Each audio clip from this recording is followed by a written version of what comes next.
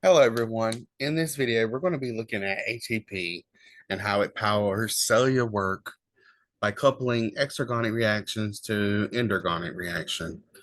So a cell does three main kinds of work. There's chemical work, where it's pushing endergonic reactions.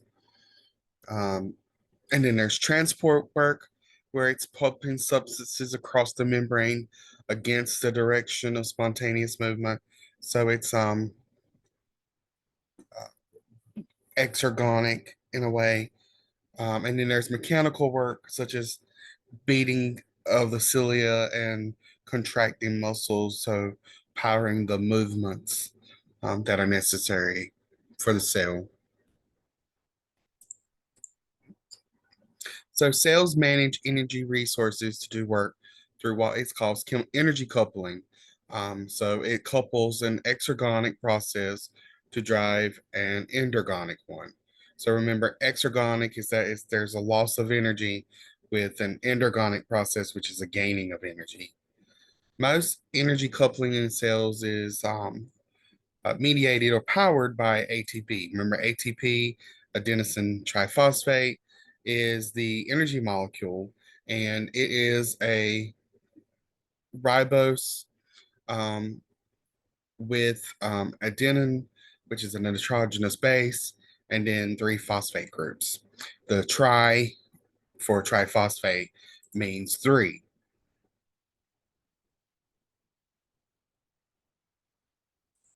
In addition to energy coupling, ATP functions as one of the nucleoside triphosphates used to make RNA. Now, the hydrolysis of ATP is what powers energy reactions.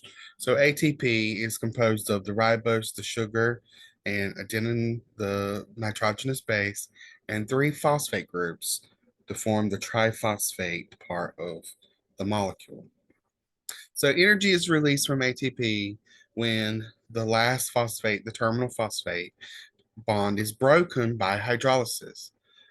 Remember, water is what causes the monomers to break apart.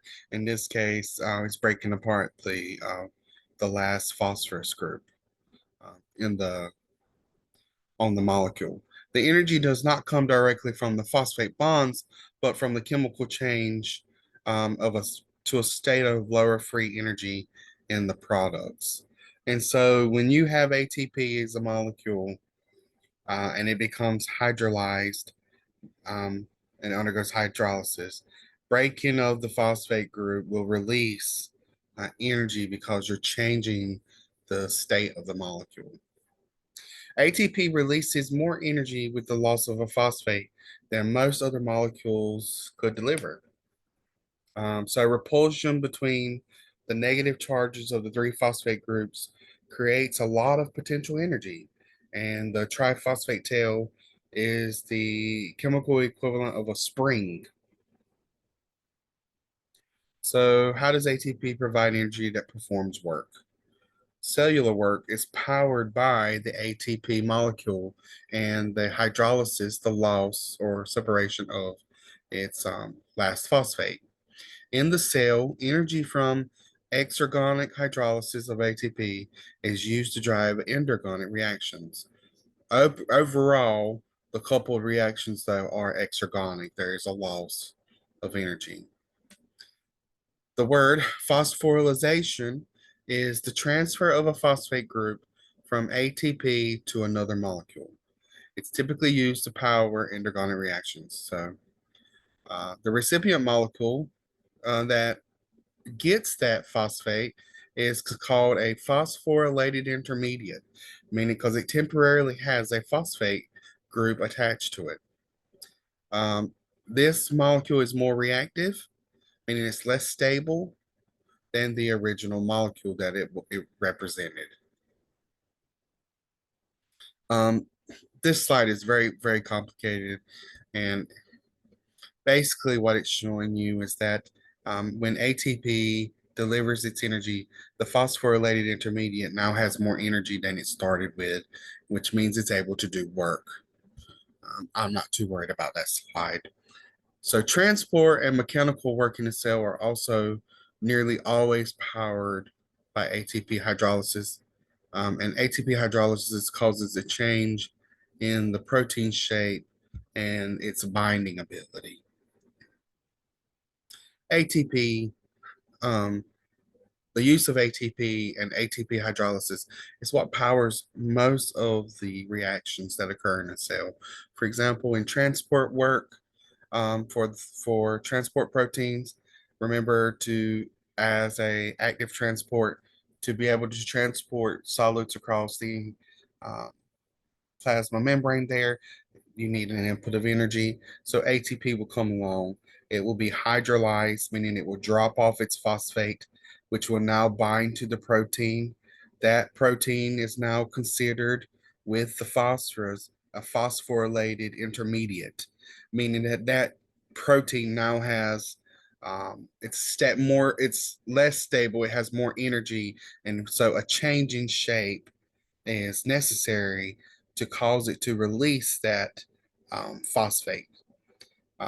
That phosphate will then be released back into uh, the cytosol, and the protein will then return back to its normal state.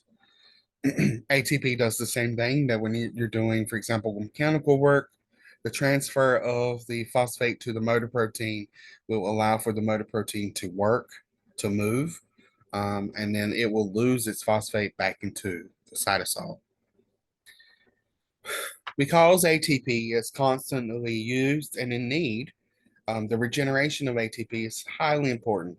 If we had to create new ATP molecules for every time that we uh, used ATP, it would be a very inefficient um, system. So ATP is regenerated by the addition of a phosphate group to the adenosine diphosphate, the 2-phosphate form of ATP. So free energy is needed to phosphorylate ADP, meaning we need free energy to add another phosphorus onto the ATP, and that comes from the exergonic breakdown of reactions, which we know is catabolism. Remember, in catabolic reactions, you have reactants that will lose energy in the creation of products. That loss of energy in the catabolism is what's going to fuel the creation of ATP.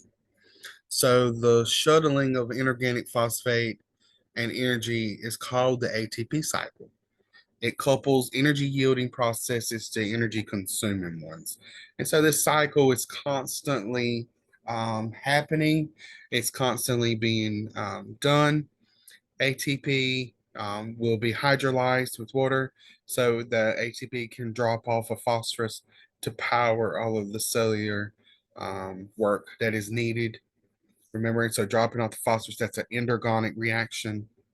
And then the regeneration of ATP from ADP and phosphorus is a catabolic reaction, which is exergonic, meaning that energy will be needed to recreate ATP, which comes from the exergonic reactions. And so this process will continue. So this is why it was so important to learn about exergonic and endergonic reactions, especially when we're talking about ATP as the energy currency used within our cells. So that concludes this part of the chapter on ATP. In the last part of the chapter, in the next video, we're going to be learning about enzymes.